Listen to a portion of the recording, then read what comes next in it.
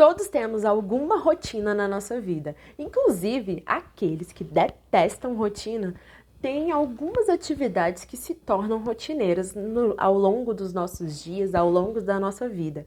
Mas como será que é dizer rotina, as nossas atividades da nossa rotina em inglês?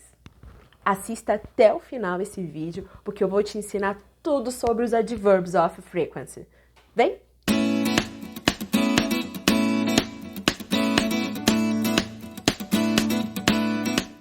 Oi, gente! Eu sou a Raquel. Sejam muito bem-vindos ao meu canal. Aqui é o nosso cantinho de aprendizado da língua inglesa.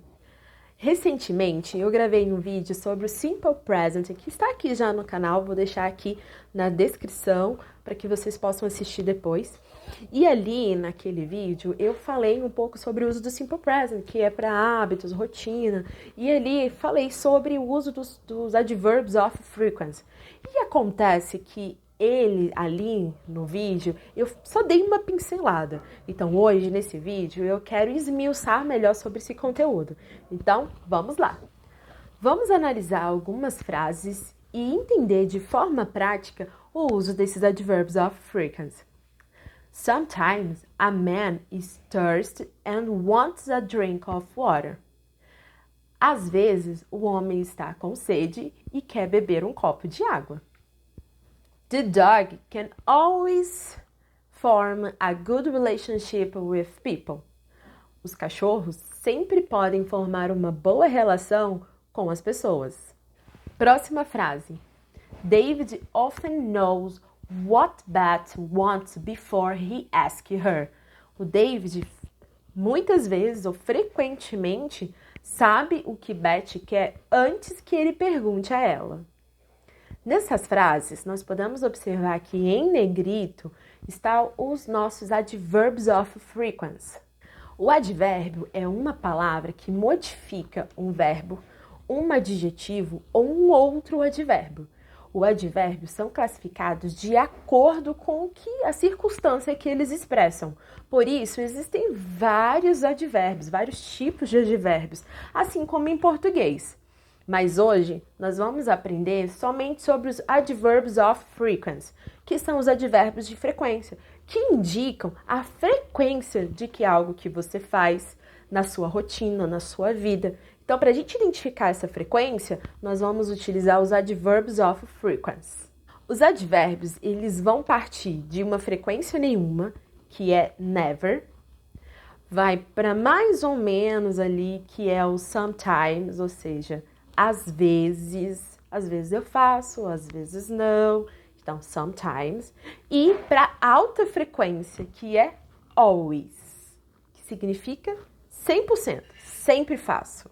Entre eles, nós temos outras variações de frequência, como seldom, rarely, que significa raramente. Nesse caso, faz determinadas ações, mas não tem nenhuma frequência exata ou tem alguma situação específica. Então, por exemplo, I seldom drink coffee. Eu raramente tomo café. Salvo muitas exceções, eu não tomo café. Um pouco mais de intensidade, de frequência, está ali um pouco acima do sometimes. Nós temos o often, que significa frequente, e temos o frequently, que significa frequentemente. Nesse caso, existe aí alguma frequência, mas essa frequência já é uma frequência não muito exata. Você faz toda semana, mas não tem uma quantidade certa. Então, tem semana que você faz 2 vezes, tem semana que você faz 3 vezes, então não existe uma frequência exata, mas toda semana você faz alguma vez. Então, frequentemente você realiza essa tarefa.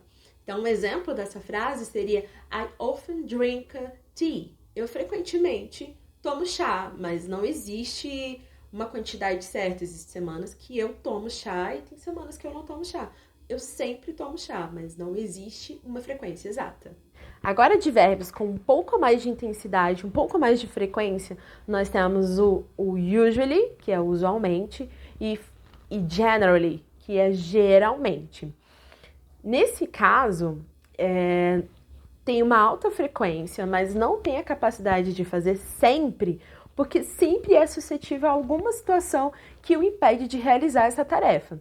Então, por exemplo, I usually walk with my dog, but sometimes my mom does it. Geralmente, eu que ando com o meu cachorro, mas às vezes minha mãe que faz isso. Então, nesse caso, existe aí alguma circunstância que te impede de realizar essa tarefa sempre, ou no caso, chegar a um patamar de sempre realizar aquilo. Os advérbios, então, são divididos em dois tipos de sentidos. Os positive adverbs, que no caso são os advérbios positivos, que aí nós temos often, frequently, generally, usually e sometimes. Esses são os que têm sentido positivo. E temos os de negative, que são os de sentido negativo. Hardly ever, que significa quase nunca, never, seldom e rarely. Esses são os de sentido negativos. Uso dos adverbs of frequency. Os advérbios de frequência, normalmente, eles são acompanhados dos ordinary verbs. O que, professora? Verbos ordinários? Não, gente! Não são verbos ordinários, mas são verbos comuns. Afinal de contas, nós falamos de frequência de algo que nós fazemos diariamente, né? Ou não fazemos. Então, normalmente são ações que fazem parte do nosso dia a dia. Por isso que eles acompanham os verbos comuns, os ordinary verbs. E também vão acompanhar os verbos no simple present, que é uma aula que eu já deixei aqui no nosso canal, que está aqui na descrição. Depois você vai assistir, hein? Então, gente, o adverb of frequency vem antes do verbo no simple present, tá bom? Observe essa frase aí. David often knows what Beth wants before he asks her. Essa frase nós já analisamos ela anteriormente, mas agora vamos analisar ela um pouco mais a fundo. O David, frequentemente ou muitas vezes, já sabe o que a Beth quer antes dele perguntar para ela. Essa frase está no simple present. E como é que eu sei que está no simple present? Primeiro, porque o David frequentemente faz isso. Então, isso é um hábito do David. E ele sempre, na maioria das vezes, ele entende o que a Beth quer. Segundo, está com uma letra S no verbo, knows. Significa que esse verbo está conjugado no simple present. A conjugação dele levou o S porque está no simple present. E aonde está o advérbio de frequência? Está antes do verbo. David often knows.